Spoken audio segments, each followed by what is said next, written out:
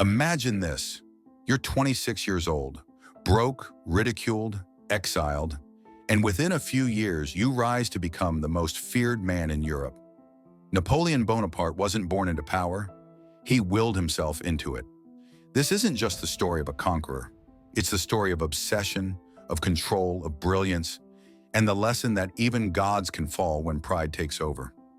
In this video, we'll break down how Napoleon built an empire out of imagination, and how you can take his lessons to conquer your own life. Welcome to Warrior Within, where we study the mindset of kings and conquerors, so you can awaken the warrior inside you. Lesson 1. Vision is nothing without obsession. It began in Corsica, 1769. A boy born into a poor, noble family, mocked for his accent, dismissed as a nobody. His name, Napoleon Bonaparte. In military school, he was an outcast, quiet, always alone. But while others socialized, he buried himself in history. Julius Caesar, Alexander the Great, and swore that one day he'd outdo them all. He once said, "I saw the crown of France lying on the ground, so I picked it up with my sword." Arrogance, number, clarity. Napoleon didn't hope for greatness, he designed it. He visualized every victory before it happened.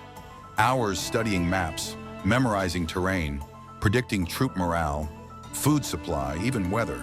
When his generals warned him of impossible odds, he replied, "Impossible is a word to be found only in the dictionary of fools." He wasn't guessing. He was engineering destiny. The takeaway: don't wish for the life you want. Study it, dissect it, build a mental map so clear that success becomes inevitable. Your life, your design. Lesson 2.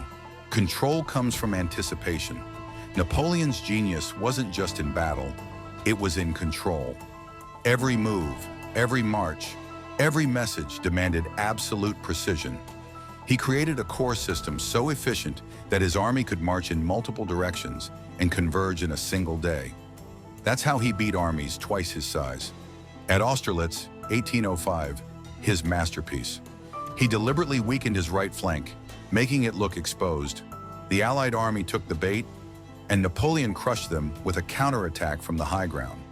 He didn't win with brute force, he won with psychology. In your life, whether it's business, fitness, or relationships, stop reacting, anticipate, design, visualize. Most people are busy fighting fires as they happen. Adaptability is one thing. Being prepared is paramount. Do not live a reactive life, but one that is intentional and purposeful.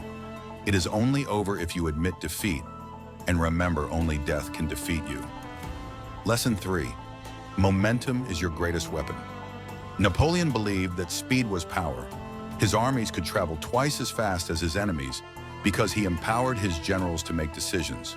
No waiting for orders, no paralysis. He once said, "The reason I conquer is because I move faster than they can think." When Prussia hesitated, he invaded. When Austria planned, he acted. Waiting for perfect timing kills more dreams than failure ever will. Napoleon didn't wait for certainty. He made certainty by acting first. Whether you're starting a business, building your career, or reinventing yourself, move.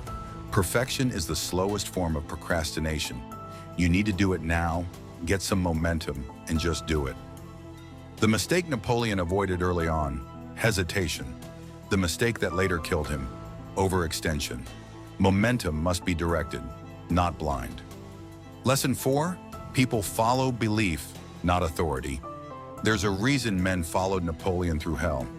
They didn't just obey him, they believed in him. Before every campaign, he'd visit the camps, speak to his soldiers, call them by name. He'd share their food, their mud, their suffering. He'd tell them, "Each of you carries the eagle of France within your heart." When morale was low, his presence alone could reignite hope. Whether you lead a team, a family, or just yourself, belief multiplies strength. Napoleon didn't just build armies, he built believers. And belief can turn the smallest group into an unstoppable force. In your own life, lead with vision, not control. Inspire action instead of forcing obedience. Inspire them to yearn for the glorious outcome, as opposed to just delegating work. Be the leader who gets their hands dirty. Respect, loyalty and belief will follow, and with that, victory. Lesson 5. Ego blinds precision, but the same fire that made Napoleon a conqueror also consumed him.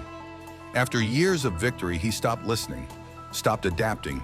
He became stuck to his ways, the likes of which he had always known. At Waterloo, a simple map error, 1 kilometer off, misled his artillery and delayed reinforcements. The sheer complacency and comfort that creeped into the ego. It sounds small, but it's the small things that kill giants. The world had changed, he hadn't. He once ruled almost all of Europe. Then within a few years, he was exiled, alone, writing memoirs of what could have been. No matter how high you rise, if you stop learning, you start falling. Your ego is not your friend, it's your responsibility. Napoleon built an empire with vision and lost it by refusing to see his flaws. Closing takeaways. Even in defeat, his influence never died. He rewrote Europe's laws, inspired future leaders, and proved that a single individual with clarity, speed, and will can bend history. The same intensity that destroyed him is what built him. The question is, can you harness that fire without letting it consume you? That's the balance of every warrior. Conquer your world, but stay humble enough to adapt. Because if Napoleon taught us anything, it's this. You can win 1,000 battles and still lose yourself. If this video lit a fire in you, subscribe for more. Every week, we break down the mind of a different conqueror and how you can apply their lessons to your own life. You have a warrior within you. Wake him up, King.